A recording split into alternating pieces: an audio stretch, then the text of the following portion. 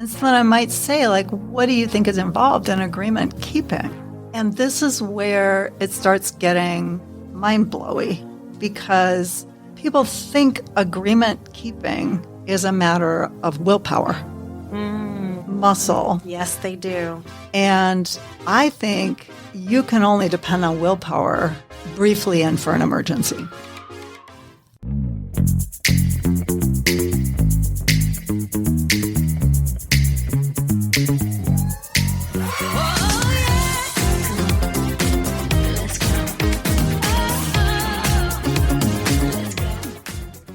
All right. Hi, everybody. So today we're going to be talking about what really builds trust. Some of what we've been taught about trust, it's wrong.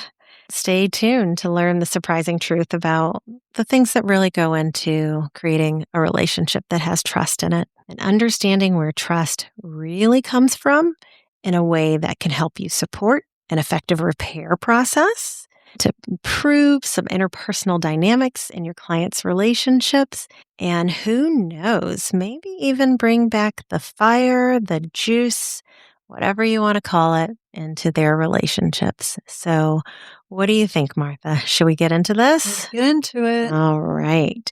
So let's start with, how about I volley a question your way? Okay. All right.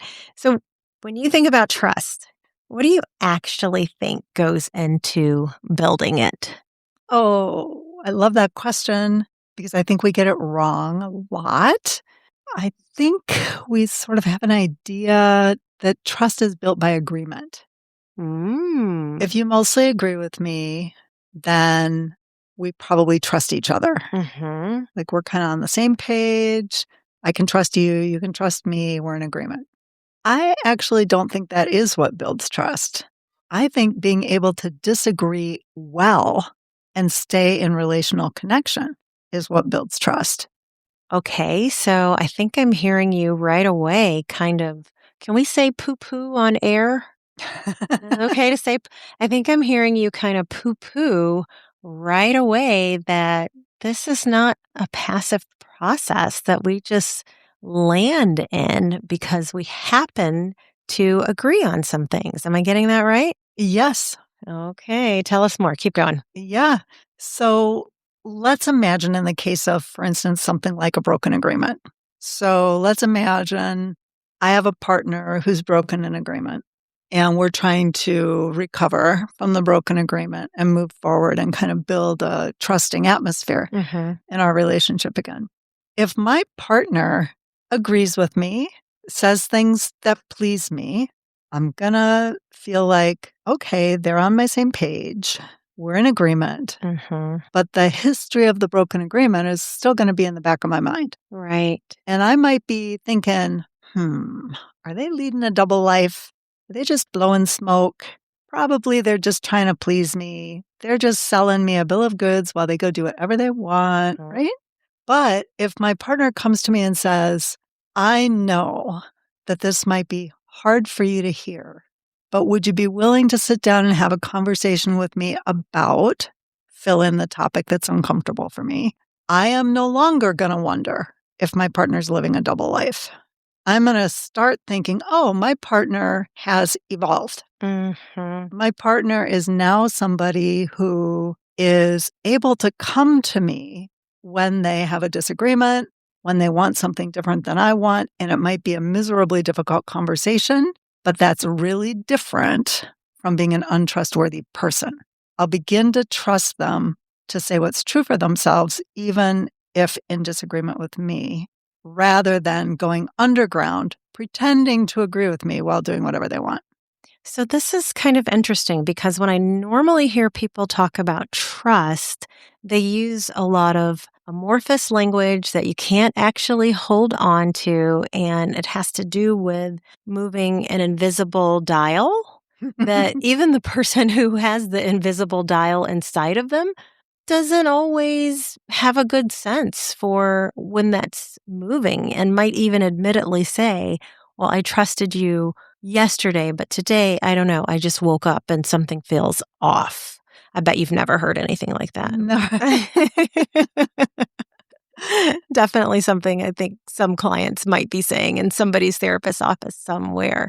So let me volley back to you and just, I think I'm actually going to ask, do you mind going through that little bit again about the hard conversations and the role that they play for that dynamic? Yeah. Let me take it a slightly different angle and see if Okay. it makes it a little deeper. I think that a person who is able to keep a secret, tell a lie, or in other any way deceive their partner, I think that's a particular lack of capacity. I think it's a way of being that might be learned. It might have been modeled. It might have arisen in a lot of different ways. It's a lack of capacity to disagree well. Ugh, Martha, what are you doing? Like, this is so good already and might be even a little bit controversial, but I want to hear more. And I think our friends listening are also going to want to hear more. So, I can already hear the idea of, well, you don't want to make excuses for the person who's been deceptive. Can we really boil this down to a lack of capacity? So, Mhm. talk about that. Talk about whatever you want. I am all ears, and I'm going to be jumping in and probably asking questions too. That was actually a really great question. Servicing the kinds of objections that come first around this is so helpful for me to kind of know where to go. So I absolutely am going to address a broken agreement straight on, clear, crystal clear. But the way that I'm going to work with it as a therapist, trust is not something you magically build by having easy days. Mm-hmm. Trust is something that evolves out of believing that your partner will bring it to you rather than hiding it from you. Mm-hmm. And that is a capacity. It's a relational capacity. So now let's imagine the client in my room. So I'm curious to know what this history, long history perhaps, short history, whatever history of lies and deception you might have, where are you hoping to get with that? That's a question you don't hear every day. Where are you hoping to get with that? But I bet it brings forward some potentially really revealing things. Yeah, for sure. Like, I want my partner to trust me is a really common one. Mm-hmm. And I would say, well, that's a wish. How would you influence that? So it's a wish because it's not directly within your control. Your partner's trust of you is in their control. So what you have is influence, Mm-hmm. not control. So, how would you influence your partner to feel trusting of you? And I just want to offer that agreement is not going to do it Mm-hmm. because any smart person with lies and deceptions in the history is like, I don't believe you when you agree with me, Right. right? That's when you don't believe them. It's when they don't agree with you. So now we have somebody who has developed a new capacity. They are now coming into a hard conversation, initiating a hard conversation on purpose that they previously would have avoided like the plague. Right. Phew. Mind blown. Exactly. The partner's experience is going to be mind blown. Mm-hmm. You want to talk about what? They might be really pissed off. I don't want to have that conversation. It's a hard conversation. I hate that conversation, all that stuff. But it's a different partner. So now there's the possibility to get curious. Who is this partner? Mm-hmm. What capacity do they have now? Mm-hmm. And they would need to actually have this new capacity in order for trust to have a fighting chance. Okay. Oh, there's a lot there. Let's go back to this thing that you called a wish. Tell our friends who are listening, why are you using that language in particular? What is it around that you really want clients to hear and understand about their own power to know what they can and can't influence? I think there's a lot there, and I don't want to miss it for myself, and I don't want anybody else to miss it. So, can you circle back and talk about why you use that language? So when I'm working with a client, I want to help them figure out where they want to get to, what they want to experience that's maybe different from what they're experiencing now. And many of us think that our problems would be solved if circumstances around us changed. Hmm. Me, Yep. for one. Yep. All right. I can neither confirm nor deny that I might be in that group. Exactly. Me too. Me too. Right. But as long as you're not you, the client, anybody, as long as anybody is waiting for someone else to change before they can be happy, it's going to be a very frustrating experience because it's not within your direct control. Mm-hmm. It's a wish that somebody else will take up the reins and move in a way that you want them to. And they might not. And even if they do, it'll probably take a little while. Mm-hmm. So if you want to actually have any experience that's better than your experience this morning by tomorrow morning, we need something that's actually within your direct control, Mm-hmm. not a wish for something to change, a different political leader, a different circumstance, a different whatever. It has to be something that you actually can make happen. Mm-hmm. So that's the difference between like a goal, that's something that's in my control, and a wish, that's something that I wish my partner would do. Mhm. The word wish sounds so flimsy too, just a wish. A wish upon a star. Yeah, like, it sounds just so flimsy, like there's no oomph behind it, but when you start talking about a goal, that does feel like something that I can wrap myself around. And so let's talk about the therapist who's learning to engage with this for a little bit before we bounce back to the client. So when you think about the therapist who says, Martha's bringing up some good points. I never thought about trust like this. Then what's my first step? Do I explain this to the client? Do I just kind of point them in the direction and hope they'll get there on their own? That's a wish. That is a wish. So wishes might not be great for therapists either. Let's take control of this thing. So my client would have to be in alignment with themselves. So let's go to the capacity to make an agreement that you can keep. Mhm. So if we're working with a client who's broken a bunch of agreements and they come to therapy and they say, where I'm hoping to get with this is I want my partner to trust me. I would say, okay, what do you think is in between your partner trusting you and where you are now? I bet that is the type of question that really kind of gets somebody recognizing that, oh, I'm going to have to think. And I'm hoping they're going to begin to get the idea they're going to have to actually take action. This is not a magic wand I'm going to wave, Mm, and it's not something their partner's going to do for them. mm, They're going to have to actually shift something if they want to get to a different place, which is pretty much true, I think, always of the change process. You have to actually do something different to get something different. But that comes as maybe not such good news. So I would guess that most people who've broken a bunch of agreements probably are aware of what's between their partner and mm, their partner today and their partner trusting them. It probably has something to do with I'd have to not break agreements.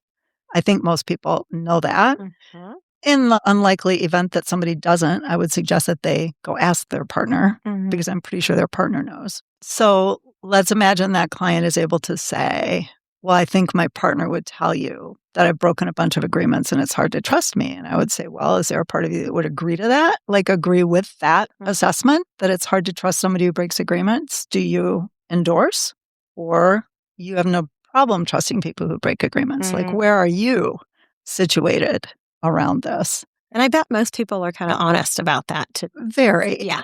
Yeah. Trust and broken agreements kind of don't go together. No, they don't. I don't see them in the same place a lot. Yeah. So probably they're able to tell me, like, I would have to not break agreements. So then we're kind of in the right neighborhood Mm, for me because we're talking about the client with the aspiration of becoming somebody who doesn't break agreements. And so then I might say, like, what do you think is involved in agreement keeping? And this is where it starts getting mind blowy because people think agreement keeping is a matter of willpower, mm. muscle. Yes, they do. And I think you can only depend on willpower briefly and for an emergency. Mhm. It cannot be your regular thing. Willpower doesn't sustain particularly well. It's an emergency measure. So you can probably access it once in a while for a second, but I wouldn't want to overtax Right. willpower. Would not want that to be the only tool in the toolkit. No, it's fatiguing. Yes. It's yes. fatiguing, and it also brings up some resentment because you're losing stuff and blah, blah, blah. So people think then, okay, if it's not willpower, it's somehow it's me doing what my partner wants. Mm-hmm. And I also don't think that's accurate. It's not really a thing for everybody to want the same thing. Right. Right. We're all unique, different humans. And so the chances that two partners are going to have some significant differences are very high, especially in a long term relationship. So then we're going to just squiggle our way kind of through these ideas that I think are erroneous. And I'm going to kind of debunk and eventually propose, like, could I offer you a theory? Mm-hmm. My theory is that there's something about conflict avoidance in secret keeping or breaking. And that usually stops people right in their tracks. Like, what? I bet it does. Yeah.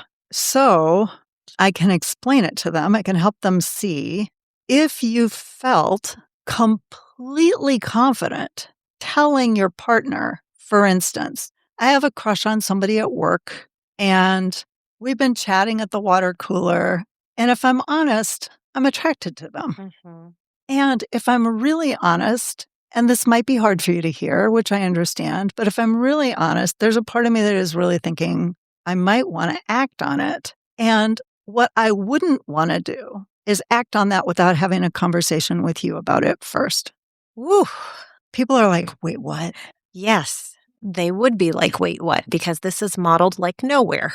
Yeah. And that's not a conversation somebody wants to go home and have with their spouse, mostly. Yet, if you don't want to build the capacity to have that conversation, you would need to either never be attracted to anybody other than your partner or have like a very freakish amount of willpower.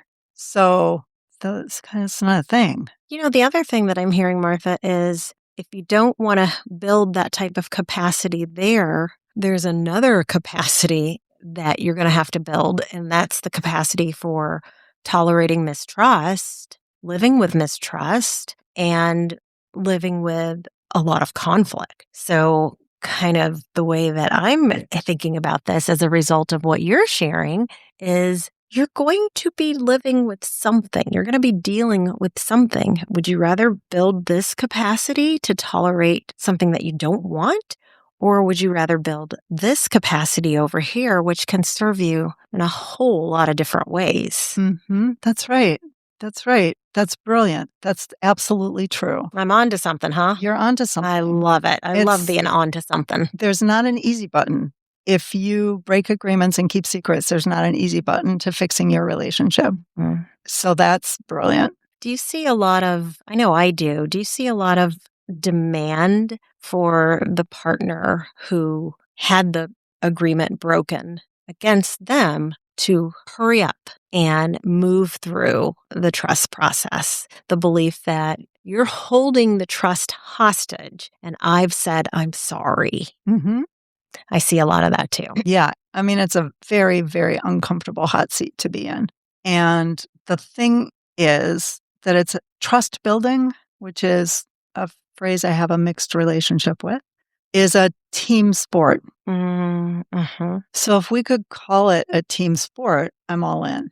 If it's something that I bend over backwards and you confer upon me, I have an issue with it. But if it's something that we work together to co-create, that is trust indeed. Also, there's some choice aspect that's not just willpower, right? So we're probably talking about somebody who prefers not to just make a completely strong choice. I am not going to take any action on any attraction to any other person. Like there's something a little wobbly in their clarity about their choices in those moments. So that's why just believing, for instance, in monogamy. Anything that starts with just is like my little pink flag for like trouble ahead. This looks like it's going to fit in a teaspoon, but it's going to be like a great big mess in your kitchen. So nothing is just. Right. Nothing's just. And if we can kind of get aligned around the idea that conflict avoidance is at the bottom of many, not all, but many lies and secrets, then we have capacities we can build as therapists. Like all of a sudden we have like a therapeutic treatment plan and we can get out of the weeds a little bit. And it's a team sport and it takes time and it's differentiation based. I want to go back to this team sport business because early on in our conversation, you mentioned being active. And I think I brought up like, oh, so you mean this isn't a passive process? And I think the way that we see it modeled, at least in some of the rom-coms and the romantic movies that I've watched, is you've done something to break the agreement. And I sit kind of on my high horse and you do a cartwheel and I sit with my arms crossed and I'm like, nah, that didn't do it. And then you do the splits and I'm still on my high horse. I'm looking and nah, that didn't do it. So it's very passive that what's the right amount of roses? What's the right amount of I'm sorries? What's the right amount of dinners that are supposed to help that person rebuild trust? And this process that you're talking about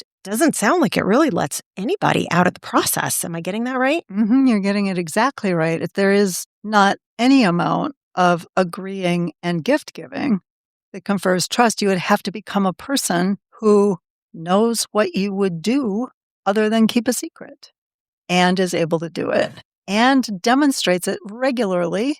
And their partner observes it and works through their piece now, which is going to show up right then. So if somebody keeps secrets a lot, their partner has gotten off the hook for a lot of hard conversations, right?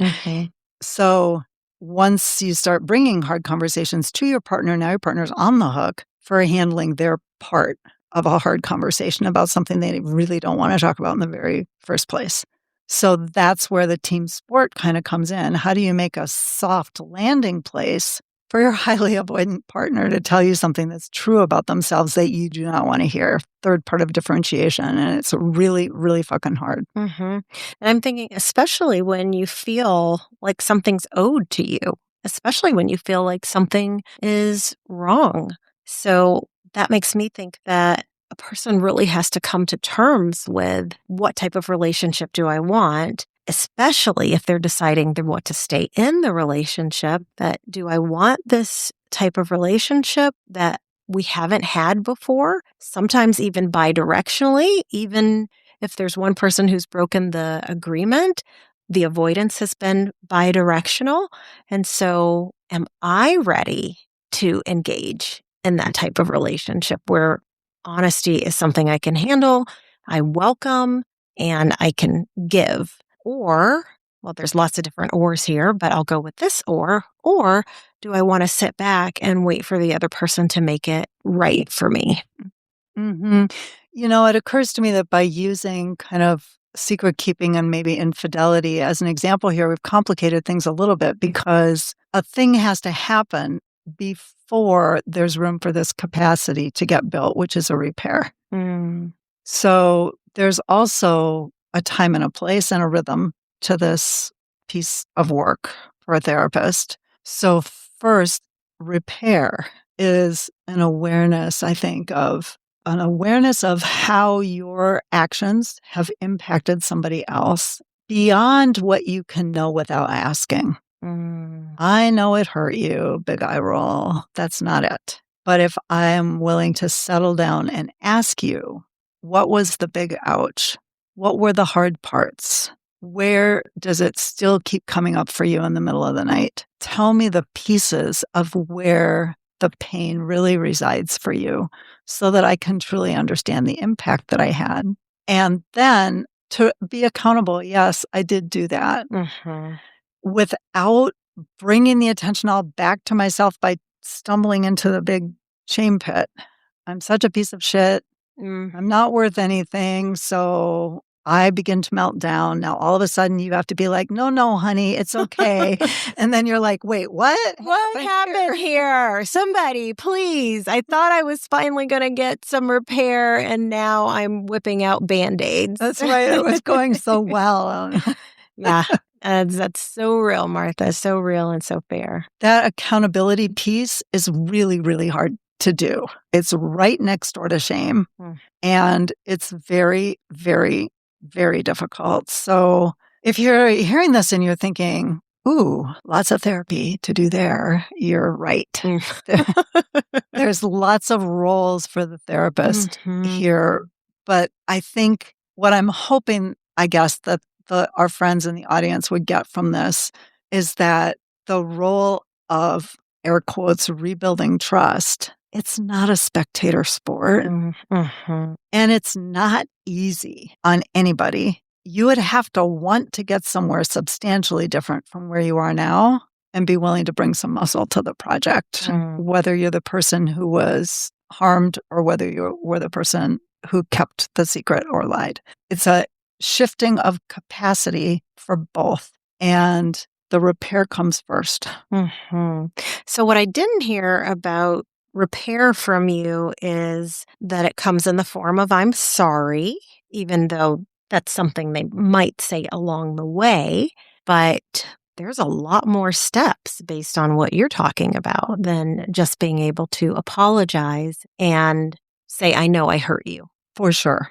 For sure. For sure. Yeah. Would you agree with that? I would agree. And I would also say what is gained as a result of being able to engage in that type of conversation, it is priceless. So being a human that has broken agreement is something that whether we're talking about on the level 1 scale or the level 10 scale, I think we've all done something in that family and been either on the giving or the receiving side.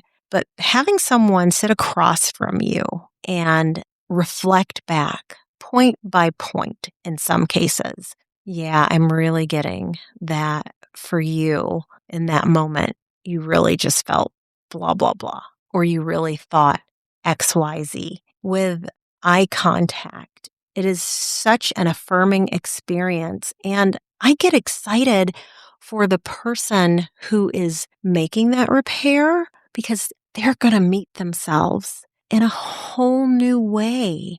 And the respect that I believe we can have for ourselves when we build the capacity to be able to have those conversations is mind blowing. And quite honestly, can become addictive to know yourself in that way, to know yourself to be that honest, to know yourself to be that capable, that sensitive and tender, as well as patient.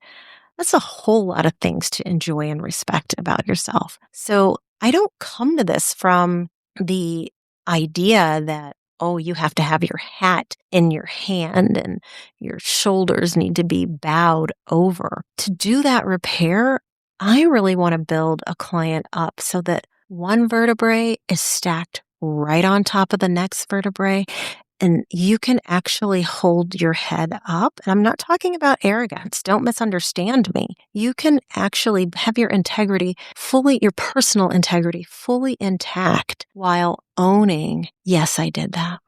Exactly. And so beautifully put.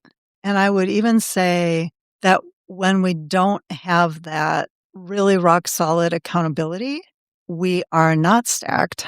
And there is something missing in the self-respect department. I don't think people feel good about themselves when they're doing that. They might feel one up about someone else. Yeah. But I don't think they really feel in touch with themselves and good about themselves. I like that in touch with themselves piece.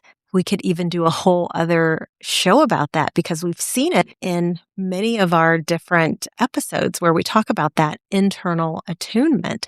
So being in touch with yourself while you are engaging in this process that I'm not checked out, I'm not dissociated, I'm not just parroting back what I'm hearing you say, but I can feel me as a human being and I can feel you as a human being through this whole process. Beautiful. It creates something that I think everybody wants to get out of bed to experience. Mhm. And that's the surprising gift of a good repair. It is. It develops the capacity that you'll need to be in relationship in a new way. And you'll need that to have a new kind of relationship.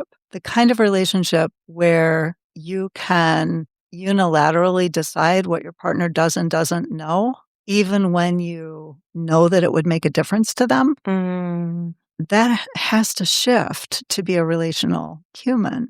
If I care about you, I want you to make your choices in your best interest with full information. That doesn't mean I have to give you everything you want. mm. It doesn't mean that if you say, this is my way or the highway, that I have to go with your way. We can have a conversation about it. This is not relationship 101 No, that you're talking about at all. it took years for me to feel like I was willing to work with infidelity, actually. Say a little bit more about that? True confessions from Martha. I would just felt very confused. It took me a long time to get some kind of internal alignment Mhm, about what the fuck I was doing. mhm. And it had to be somehow tuned into the way that I think about human relationships. And a lot of what I was reading and hearing just wasn't cutting it for me. And so I just kind of remained in confusion and felt like, "Ugh, I'd just rather not. I think I'd rather not because I don't have the confidence that I have good theory under my belt." And so this is a good moment to attribute much of my viewpoint. Any disagreements are my own, but to the Couples Institute, the Bader Pearson developmental model of couples therapy, which strongly informs my practice. And Ellen Bader and Peter Pearson's work about lies and deception is really a cornerstone to how I think about this. And also some of Esther Perel's work about infidelity. Thank you for mentioning that. We definitely want to point people toward sources where if this sounds interesting to you, go get it. Mhm. Go learn more. So let's circle back, if it's okay, to this idea of self trust. I think we haven't been using that word in particular, but when I hear what you're inviting the client to grow in terms of their capacity, how do you see self trust as a part of that equation? Or do you see self trust as a part of that equation? I definitely do. That I need to believe in my own capacity. And even if I can't see myself getting to the Z from A, maybe I believe enough that I can get from A to D or A to F. So I see self trust as having some relevance in this conversation. And I'm curious, do you? And if so, how? I do, but I really want to ask you more about your way of looking at it. Would you just tell us some more about that? Mhm. So when I think about, and I'll be honest, Martha, some of this is kind of about my own personal work that I've done, which I think for many of us, it informs how we show up as clinicians. But this idea of trusting my own sense of integrity, that there is enough internal infrastructure that I could handle, that I won't fall apart if I make a mistake or if I'm viewed as making a mistake, that there has to be enough of a sense of worth internally for me. And that can be its own work, right? You know, we know people who come to work on those types of things, but that there's enough of that there that I believe when you offer that criticism or when you lash out, I can handle it, that I'm not going to somehow dissolve, that I don't have to now think of myself differently than how I thought of myself prior. And hopefully that comes from having an honest relationship about my shortcomings and maybe even about the things that I'm crushing. So if you tell me you were late again And I was really counting on you to be on time because this is what we agreed to, especially after you being late the last 20 times. Then I have to be able to trust my internal infrastructure enough to believe that my sense of self is not going to be permanently damaged because you told me this thing. That's kind of 1A. And then I guess the 1B, just to repeat myself, is that I have the honesty inside of my own system that I already know. You're not telling me something about myself that I don't know, especially if it has to do with a consistent behavior. And maybe I've even gone so far as to have some conversations with myself about that. So trusting in my own ability to differentiate, trusting in my own ability to have a relationship with myself that involves some level of honesty. This is also really important to avoid that collapse or making everything about me. So like we said earlier, now the partner who has been harmed has to go and get the triage kit instead of being able to tend to and be present with what's happening for them. So that just feels super critical, very important, and very relevant. Then we get into what kinds of things have built self-trust within your own system. We're not even talking about the partner at this point. How do you learn to trust yourself? What does that process look like? Are there certain domains of your life where that trust is existent, even if you don't have it over here? And so we can kind of point and nod toward places where that is available as an indicator of like, okay, so we're not completely stuck with this. That opens up, I think, a piece that is also a therapeutic opportunity. Probably there is something that you do trust your partner to do. Mm-hmm. There are probably some ways in which you trust your partner. Mm-hmm. In some contexts, in some kinds of situations, they're dependable, they're reliable in some areas of life, in some ways. And it's good to kind of get away from this monolithic good person, bad person idea, just to create a little bit of spaciousness for being a full human. Right. Instead of being just demonized. Yeah. I'm here to cast my vote for the being a whole, full human. Like if it's a two-party system and we've got the whole being villainized thing over here in this ballot box and then being a whole human over here in this ballot box, guess what? I am making a straight shot toward that whole human business because, like it or not, that's kind of what we all are. Yep, mistakes and all. Mistakes, warts, all the things. Yeah. So I kind of feel like I wish we could talk about this for like another half hour, but I kind of think we can, Martha. It's our podcast. We can come back to it. Let's definitely do that. Let's do that. Okay, everybody. We'll see you the next time. Thanks for tuning in. Don't forget, you're welcome to send us your questions. And if we can, we'll definitely get to them. So let's take a moment and talk about how to find Skye's practice and information if you want it. If you want to find out more about me, go to workwithdrskye.com. So pretty simple. If you want to work with Dr. Skye, go to workwithdrskye.com. And if you want to take a course from Martha, go to instituteforrelationalintimacy.com. I have a blog, I have webinars, I have an online course about working with sex issues. You have a book. Oh, I have a book. There's a lot of things you can browse around my website. A lot of it is free and some of it is not. I hope you'll visit. But either way, I think there's plenty there that will get you started. Thanks, everybody. We'll see you the next time.